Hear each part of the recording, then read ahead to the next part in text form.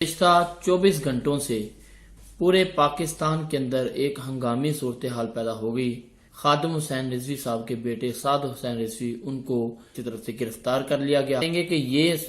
ان کی گرفتاری کیوں کی گئی، آخر ایسی کیا وجہ تھی کہ ان کی گرفتاری ناگزیر لگی گورنمنٹ کو، گورنمنٹ اپنا وعدہ پورا نہ کر سکی۔ بہت سارے پولیس والے زخمی ہیں، بہت سارے جو ہیں وہ جاں بحق ہو چکے ہیں، کارکنان ہیں وہ بھی زخمی ہوئے ہیں، وہ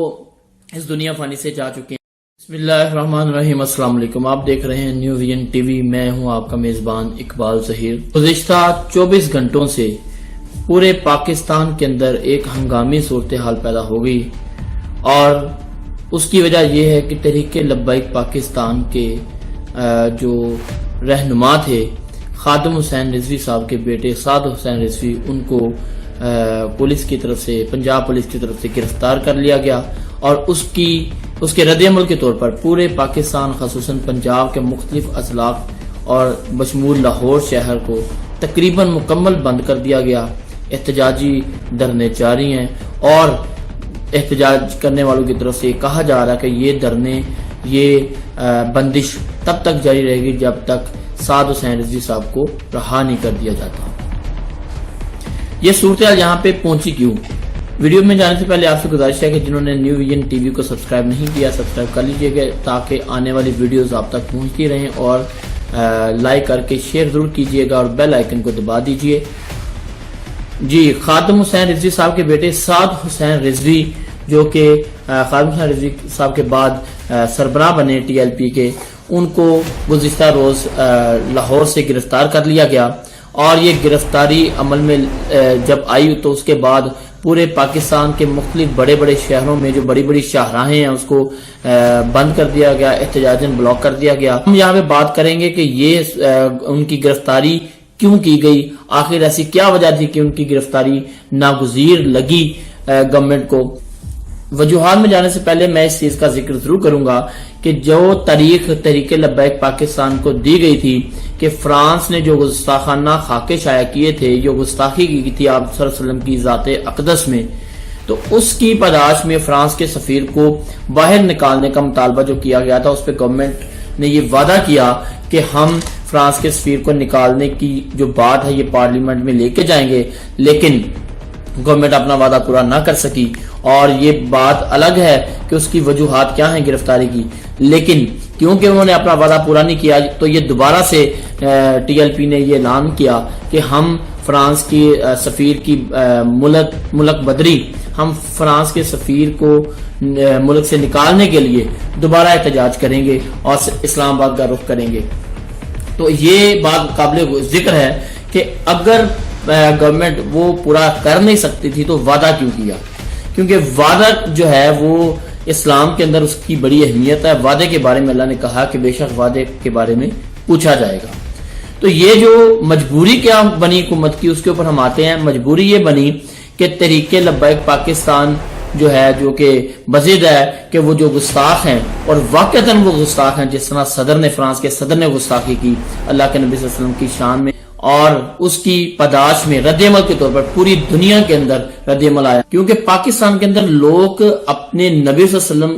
کے ساتھ محبت عقیدت میں اپنی جانوں کی نذرانے دینے کے لیے تیار ہو جاتے ہیں۔ تو اس لیے یہ پاکستان کے اندر مسئلہ جو ہے ابھی بھی جو ہے زیر بحث ہے۔ تو اس لیے کیونکہ فرانس جو ہے وہ شروع دن سے ہی پاکستان کو انڈیا کے ساتھ مل کر گرے لسٹ میں رکھنے کے حق میں ہے، اور وہ چاہتا ہے انڈیا کے ساتھ، کیونکہ فرانس کا بہت زیادہ قریبی تعلق ہے، تجارتی معاملات اس طرح کے، اور دفاعی جو ساز و سامان ہے وہ فرانس سے لیتا ہے انڈیا، اس لیے وہ چاہتا ہے کہ پاکستان گرے لسٹ میں رہے یا پھر بلیک لسٹ میں چلا جائے۔ اس کا مطلب یہ ہے کہ پاکستان کے ساتھ پوری دنیا کی جو لوگ ہیں وہ تجارت نہ کرے، پابندیاں لگ جائیں پاکستان پہ ایک قسم کی۔ تو فرانس جو ہے اسی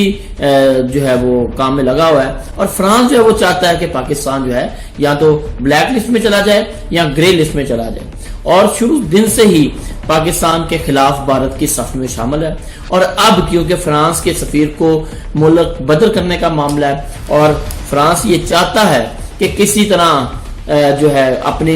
دباؤ ڈال کر اپنی جو سفیر ہے اس کو پاکستان سے نکلوانے سے بچائے، اور اس دباؤ کو استعمال اس نے فیٹف میں کیا ہے کہ پاکستان کو گرے لسٹ میں رکھا جائے گا۔ اور کیونکہ یہ 5 ملک جو دنیا کے جو اکانومی کو بہت بڑی بڑی اکانومی ڈیل کرتے ہیں، ان کی ایک تنظیم ہے، ان کا یہ ممبر ہے، اور فرانس جو چاہتا ہے کہ پاکستان کے اوپر فیٹف کے ذریعے پریشر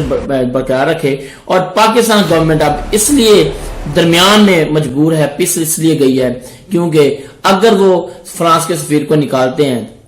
تو فیٹف میں جو فرانس ہے وہ پاکستان کی مخالفت کرے گا، اور بھرپور مخالفت کرے گا انڈیا کے ساتھ مل کر، اور پھر پاکستان کو گرے لسٹ میں یہاں پہ رکھا جائے گا یا پھر بلیک لسٹ میں ڈال دیا جائے گا، یعنی کہ پابندیاں لگا دی جائیں گی۔ اور اگر سفیر کو نہیں نکالتے تو جو وعدہ کیا تھا لوگوں سے، پاکستان کی عوام سے وعدہ کیا گیا تھا، اس کو وہ پورا نہیں ہوتا۔ اس لیے یہاں صورتحال اتنی نازک ہو چکی ہے کہ پچھلے 24 گھنٹوں میں تقریباً پورے پاکستان کے اندر ہنگامے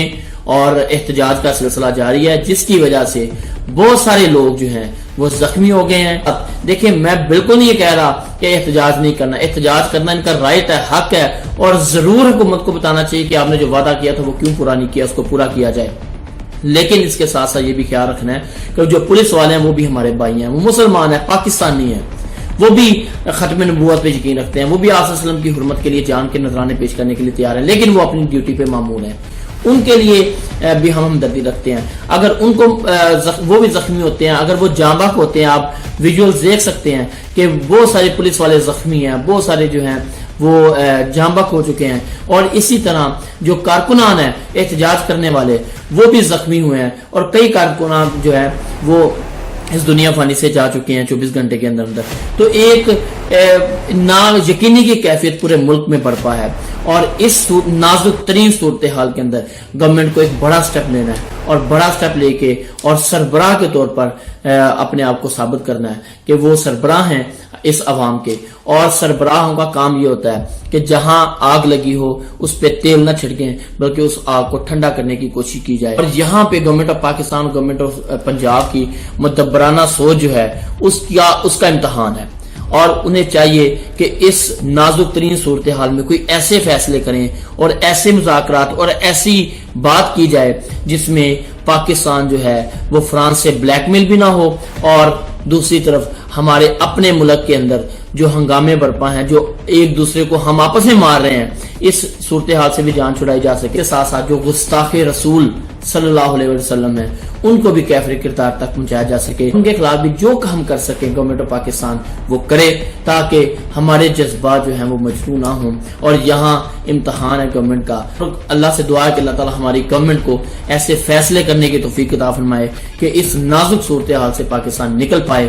اور پاکستان دوبارہ اپنے نارمل حالات کی طرف چلا جائے۔ اور اسی دعا کے ساتھ کہ اللہ تعالی ہمیں توفیق عطا فرمائے کہ ہم حرمت رسول صلی اللہ علیہ وسلم کے اوپر جو کر سکتے ہیں وہ کریں، اور اس کے ساتھ ساتھ کچھ ایسا لائعمل پوری دنیا کے مسلمان مل کر بنائیں، ایک یونٹی بنائیں، یونٹی کر کے اور کفار کے سامنے کھڑے ہو جائیں کہ ان کو گستاخانہ خاکے شائع کرنا تو دور، گستاخی رسول کے بارے میں سوچنا بھی ان کے لیے محال ہو۔ اللہ سے دعا ہے کہ اللہ تعالی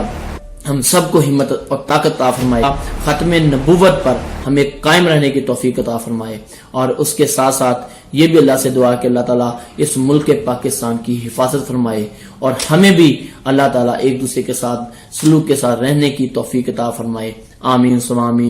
اللہ آپ کا میرا حامی ناصر ہو۔ ختم نبوت زندہ باد، پاکستان پائندہ باد۔ اللہ حافظ۔